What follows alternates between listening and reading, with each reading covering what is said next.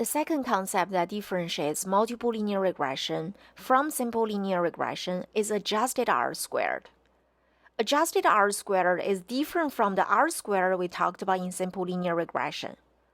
There are some disadvantages to using R-squared, and that's why we use adjusted R-squared in multiple linear regression. You may remember from previous video that R-squared shown in the goodness of fit table was 48.1%. when we only include miles in our model. When we include both miles and deliveries in our model, the R-squared increased to 81.7%. R-squared increases when we include one or more independent variable or x in our model. R-squared can never decrease when we include more x in our model, even when the newly added x are not useful in explaining why. This is a major drawback with using R-squared to assess how good our multiple linear regression models are, as R-squared can be manipulated or is always higher with more x in our model. If we try to achieve at least 70% R-squared, we can add as many x as possible, even those variables that are not really meant to be included. This way, we can artificially raise R-squared, and this is something that we definitely don't want to do. Therefore, we like to use a different metric that does not always go up with small x and only increases when we include a significant x in our model. Adjusted R-squared is able to accomplish that. Adjusted R-squared corrects the R-squared for the number of x's in the model to avoid overestimating the impact of additional x. It increases only if the new x improves the model more than would be expected by chance. And adjusted R-squared will decrease if the newly added x does not improve the model. In our goodness of fit table, adjusted R-squared is usually shown next to the R-squared, as you can see here. For our example, we see that adjusted R-squared is 81.6%, which is pretty good using the 70% threshold. In fact, there is a direct relationship between adjusted R-squared and R-squared as seen from the formula on this screen. Students are not expected to memorize this formula. To summarize, we use R-squared to evaluate a simple linear regression model. We use adjusted R-squared to evaluate multiple linear regression model. When we compare models with different number of x, we also use adjusted R-squared. Here, we tabulate the R-squared and adjusted R-squared of different models for our dataset. For example, the first row represents a simple linear regression model that uses miles alone to explain time. Its R-squared is 48.14%, and its corresponding adjusted R-squared is 47.96%. There are many more models to include, and I'm only going to include a subset of all models here.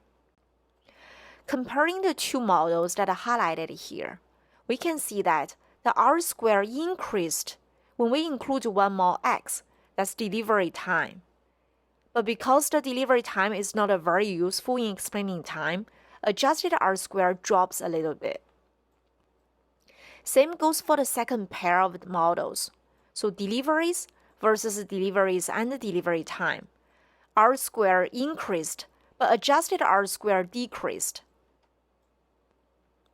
If we try to find the best model among all of the models listed here, we usually go with the highest adjusted R-squared. We see that the last two models have the highest adjusted R-squared among all the models. The very last models has a total of 5 independent variables, while the second to the last model has 3 variables. We usually prefer a simpler model that does as well as a complex model. So the best model among all of these models given here is just going to be the model that includes miles, deliveries, and highway. In multiple linear regression, we have multiple independent variable x. When we try to assess the goodness of fit of the model, we would have to consider the global fit this time. Let's see how this global fit is different from its counterpart in simple linear regression. Here is an ANOVA table for our multiple linear regression involving 2 independent variables, miles and deliveries, is in the same format as the previous regression ANOVA table we have seen in the simple linear regression. Just as the simple linear regression, the test of a global fit is a statistical test. More specifically, is an F-test. The test statistic is an F ratio, the ratio between the amount of average variation explained by the model per number of x and the amount of variation that's not explained by the model. In our example, using 2x in our model, the model explains 915.5 variation. That's 457.8 variation per x. After dividing 457.8 with the average variation left unexplained by the model, we obtain a F ratio of 664.5 with a p-value close to 0. For this F-test, same as the F-test for simple linear regression, the null hypothesis is the model is useless, and the alternative hypothesis is the model is not completely useless, so somewhat useful. Because the p-value is really small, very close to 0, we reject the null. Again, we always reject the null when the p-value is super small. This implies that we found enough evidence to conclude the model is not completely useless or somewhat useful. One thing I like to point out is that if there were more x, say 10 independent variables instead of 2, quite a few of the x's in the model are not useful in explaining the time or y, then this average variation explained by our model would decrease, making the numerator of the F ratio to be small. This would lead to a smaller F ratio and also larger p-value in the end, and we may not have sufficient evidence to reject the null. This actually makes total sense. When we include more unimportant x in our model, we may have to conclude this model is useless. When we have a list of independent variables, and we try to use a linear regression model to explain a dependent variable, how do we know which independent variables to keep in our final model? We talked about how we can compare different models using their adjusted R-square. That sounds a little bit tedious, as we have to try out all different combinations of the x and then compare the adjusted R-squared. In fact, a lot of modern software is able to do that for you.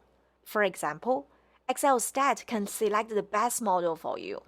When we run linear regression using XLSTAT, under the Options tab, when we check model selections, we can choose either a backward or stepwise option to get the best model. XLSTAT tests all the models and keeps the significant and important x and leaves out all the x's that do not help with explaining the y. The best model selected by XLSTAT for this dataset is a model that includes miles, deliveries, and highway. So the estimated time is negative 0.33 plus 0.067 multiplied by miles plus 0.674 times deliveries plus 0.998 times highway. Here are some residual plots from XLSTAT. Residual plots are standard output from XLSTAT after linear regression. Here, we try to examine the plot to see whether any of the linear regression model assumptions are violated. The assumptions are line, L, I, N, E. A detailed discussion of these assumptions can be found in an earlier video that is also linked on this screen. For our tracking example, there are no clear signs of any violations of the model assumptions. So that means our model, using miles, deliveries, and highway to predict time, is a very good model. Great! Let's work on this exercise together. After trying out several models, there are only a few remaining models that passed all the tests and satisfy all the required conditions. The following table summarized the outputs from each model. So we were asked to compare A, B, C, D models and try to choose one of them as our best model and explain why. So let's take a look at the numbers given here in this table. S as E. This is a variation that's left unexplained by our model, so we prefer a model with a smaller S as E. Well, it looks like A and D are fairly small. Let's move on to the next one, standard error of estimate. So you may remember we prefer a model with a smaller standard error of estimate. Again, A and D seem to be a better model compared to others. And we have R squared and adjusted R squared. We can just go with adjusted R squared. We prefer a model with a higher adjusted R squared. Well, by looking at A and D, it looks like a D has the highest adjusted R squared. It's about 0.8% more than the model A's adjusted R squared. Okay, so it looks like model D might be a better model than A. Let's take a look at the very last column, number of X, number of independent variables included. Model A use only 2 independent variables, while model D use 10 independent variables. Because we prefer simpler model that does as well as complex models, we would say model A is the best model. It's because the adjusted R squared is only 0.8% less, whereas we can go with a much smaller model with only 2 independent X's. So that's why in conclusion, we would prefer model A than model D for its simplicity, and also because this model does as well as a model D. The very last topic that is unique to multiple linear regression is multicollinearity. For our tracking data, to explain the amount of time taken for each assignment, we consider a model that has 2 independent variables, x1, x2, miles and gasoline consumption. A cursory glance at this model probably does not reveal anything interesting about it. However, do you notice anything special about these 2 variables, miles and gasoline consumption? Yes, when we drive far, the gas consumption will directly increase as well.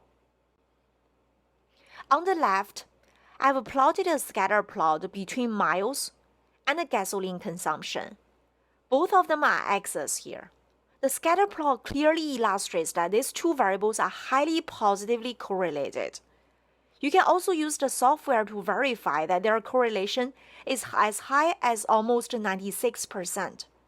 Well, this is actually a serious problem in our model. When we carry out the linear regression, we want each x and y to be highly correlated because we try to use each x to explain the y. But we do not want the x's to be highly correlated among each other. This means we do not want both of the miles and gasoline consumption included in our model because of their high correlation. Why shouldn't we include both of these variables in our model? Here, I run a multiple linear regression using miles and gas consumption and present the coefficient table here. As you can see, the p-value for the gas is very large, suggesting that the gas is not a significant predictor for time when miles is already in the model. This does not mean gas alone is not a significant predictor of time. Let's take a look. When we remove miles and only keep gas in the model, we clearly see that gas is an important predictor due to a very small p-value. This seems to be quite confusing. The top model shows gas is not important, but the bottom model reveals gas is important. All of the seemingly contradictory results are due to the high correlation between gasoline consumption and miles. Multicollinearity refers to the situation where pairs of independent variables' x's are highly correlated among each other. Multicollinearity is very undesirable. How could we detect it? The common rule of thumb is to check to see whether any 2 x's are highly correlated with an absolute correlation greater than 70%. Sometimes, when we include or remove one x from the model, we notice that the slope estimates of other x's have changed quite a bit. This may also be a sign that the multicollinearity is present in the model. Also, if we expect a slope for some x to be positive, for example, if we expect the effect of deliveries on time is positive, but the slope is estimated to be negative by our model, contradictory with our expectation, we may also have a multicollinearity issue in our model.